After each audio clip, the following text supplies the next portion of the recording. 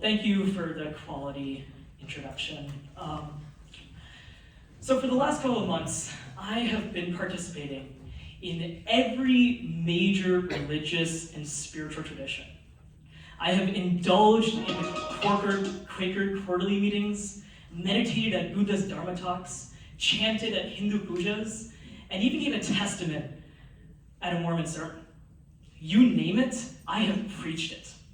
So how does an aspiring astrophysicist, an extreme science supremacist, resort to a spiritual journey? Well, this is a story detailing how to navigate an intense existential and emotional crisis by adjusting your perceiving language. Now, I can't tell stories without a visual element, so I got an AI image generator to interpret some of my speech for your enjoyment. So, for example, I can put in an Indian boy with curly hair trying to give a TED talk, well, honestly, that doesn't look great. So, there's a great trick to this. You can actually add the word digital art, and hopefully, it makes it just a little bit better. Okay, it's funny, you can kind of just add that word and it makes things better. That's interesting. Anyways, who am I? I am a science communicator. So I work with Netflix, Apple TV, and most recently NASA to distill science to the masses, especially to Gen Z audiences. And every now and then I take on a spiritual adventure like this.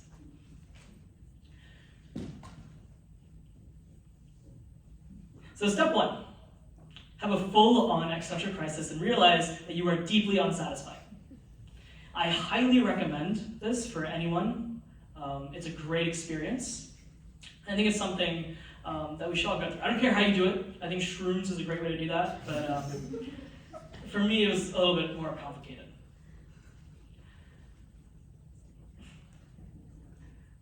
So, over the summer, I was lucky enough to be on NASA's image release team for the James Webb Space Telescope.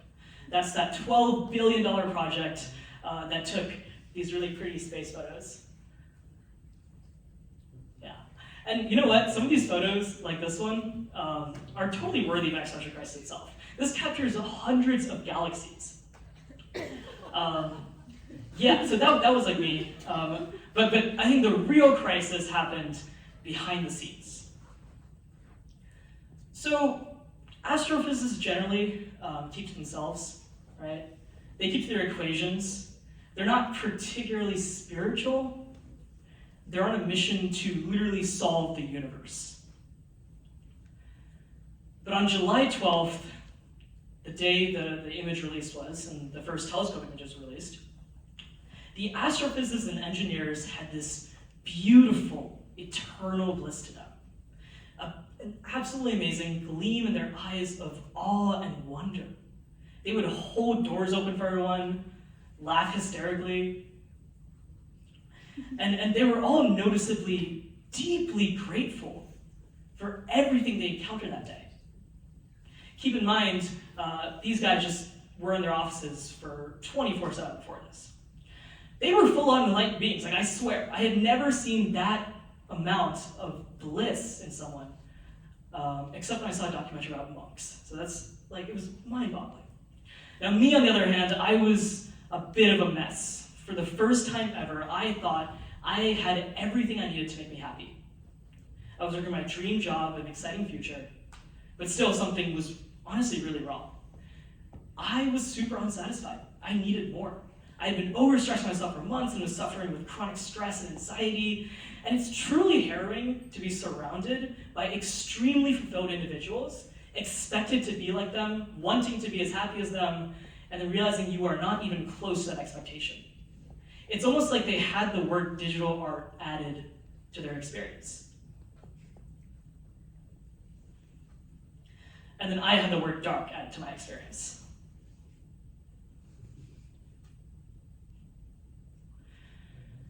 I really didn't know what to do, and I didn't really have a direction.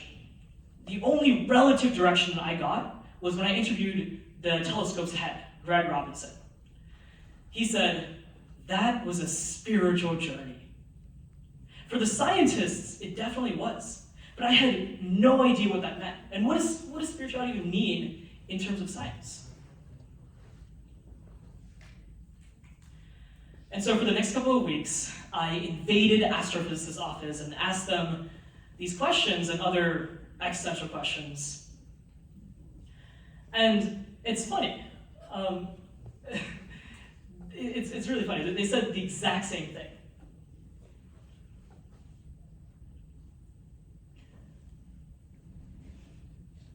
Who are you and why are you in my office? And this is they were in the mood to talk about this. And if I got an answer, it was about the properties and characteristics of life's universal playing field, right? I wanted to know how to play the game. And although I didn't really get much out of those talks, I did get the idea of our perceiving language. And I think this is extraordinarily important for all of us, especially as college students. So I think the material world and how we emotionally perceive it can be broken down to three major sections. You have the actual matter and energy, the electromagnetic waves and the atoms that exist, independent of our perception, right? That's that first part. And then you also have, and for example, like if you had a dog, you know, that's just a bunch of atoms and photons. Like that's not an actual, like we make the dog in our heads, right? So we have this little middle part, which is our perceiving language. And we roughly decide if something is good or bad. You look around the room and you say, that curtain is red. I like red, that's good, right? And it's just like a very broad terms thing, and that's oversimplified, obviously. Now this correlates into general sensations on your body, right? You get emotions from that. That red thing is kind of comforting. I'm gonna get really soothing emotions on me. And for someone who likes dogs, me, I think this is a good thing. This is great, it's like digital art, it's awesome. And I get really, really happy sensations on myself. Now for an allergic person, that's a bad thing, right? It's something that, yeah, it's a little dark. It's not great. So I honestly became obsessed with these emotions, with this perceiving language.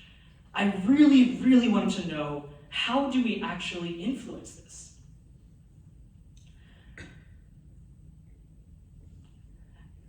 And I genuinely really just wanted to influence how I can do this. So I became super interested in the middle part and also what the hell is the universe? That's also, you know, like what is this?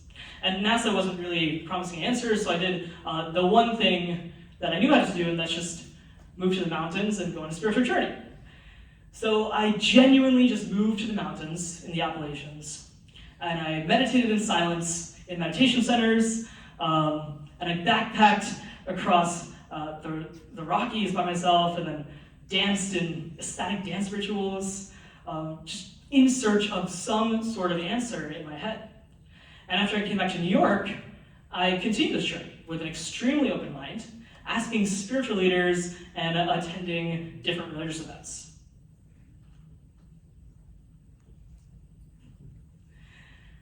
After all, I think religion is just an organized attempt to understand a spiritual experience and to interpret it with general words and concepts. So what did I learn? Well, the first is that spirituality is a direct pathway to influence this perceiving language. I'm sure many of you can attest to this.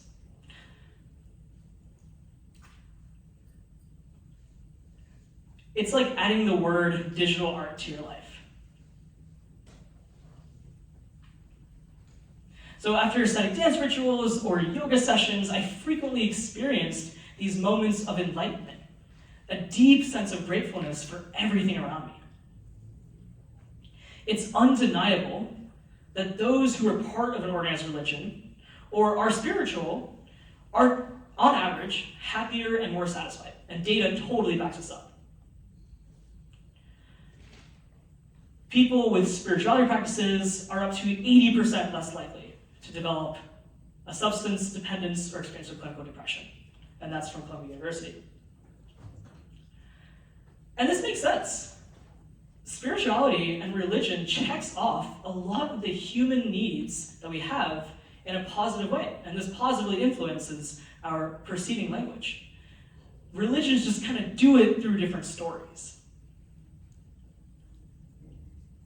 So the second thing that I came across was that most religions are kind of the same. As I interviewed different spiritual leaders, I could almost nail down what everyone was going to say down to a script. Now, don't get me wrong, different types of religions and they were fascinating, completely different, complex with like angelic mantras and fantastical texts. But on a higher level, they all have the same characteristics. And these similarities are extremely important. It defines what every human culture has come to consensus with. So here are the 5 similarities. 1 is a reason to be grateful. Each spiritual tradition had a path for gratitude. And it's not just telling people to be grateful. It's giving a reason to be grateful. Jesus Christ sacrificed himself for us. Be grateful. In Islam, they always give thanks to Allah, and even have different sayings that correlate to this.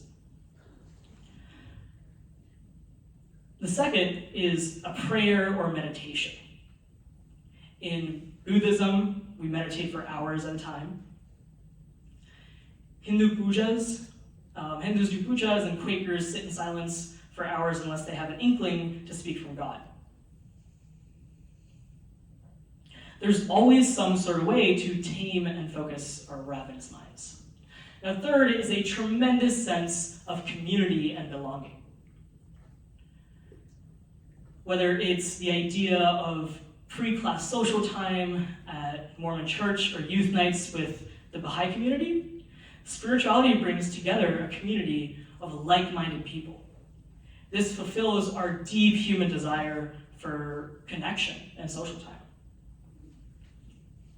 The fourth is a trust in a higher purpose or pathway. Whether it's enlightenment, logos, in Stoicism, there's an end goal and a trust in life. This is so incredibly crucial because if you have a trust in life, you can also trust yourself. And the fifth and the final one is a drive to be nice to others. Hinduism believes that we are connected, part of a universal consciousness. Buddhism has karma, and the obligation to welcome a stranger is a core tenet in Judaism. Showing compassion to others is a sure way to help your perceiving language. And this brought me to my next realization, that spirituality and science, they're not mortal enemies. I'm aware of the very unscientific conclusions in religion, and you know that's not great. But sometimes the worlds align, like the beautiful effects of meditation. They're both trying to make sense of our universe. Spirituality is experiential based, and science is experimental based. Science is undoubtedly way more reliable, but it doesn't mean that spirituality is completely obsolete. It tells you how to play the game. And in fact, it can help scientists achieve their goals.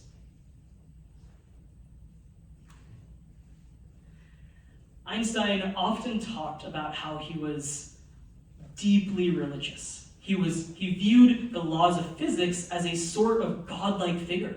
He made his own spirituality around physics. Many of our great scientists have expressed their sense of awe and wonder when faced with the mystery that lies beyond our scientific ideas. I think this sort of awe and wonder is the basis of spirituality and science.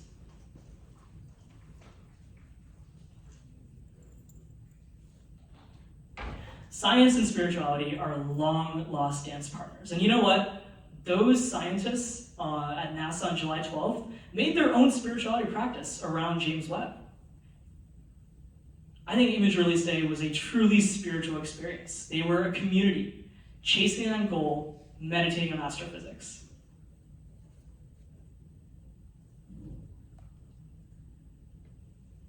So step 3 of how to navigate an emotional and existential crisis is to make your own religion.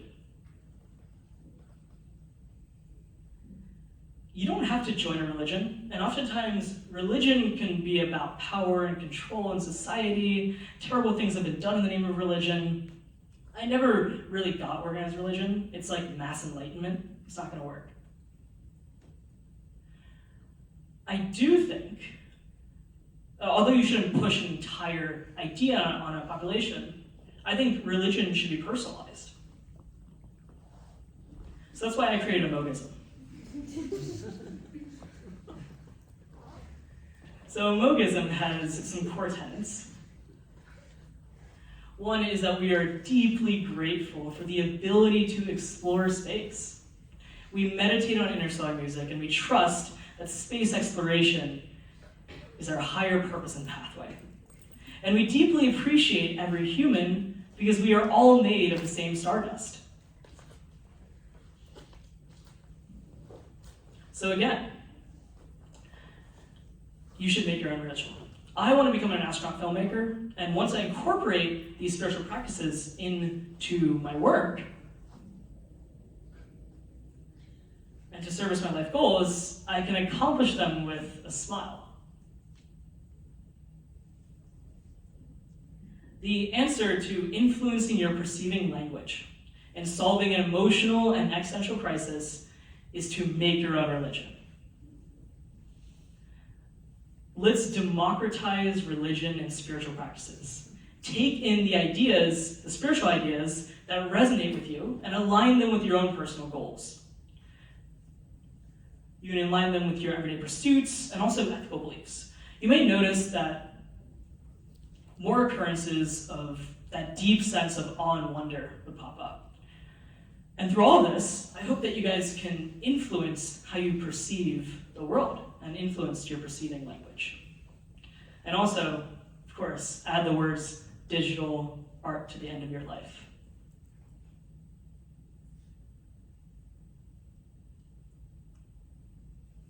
There you go. Thank you very much.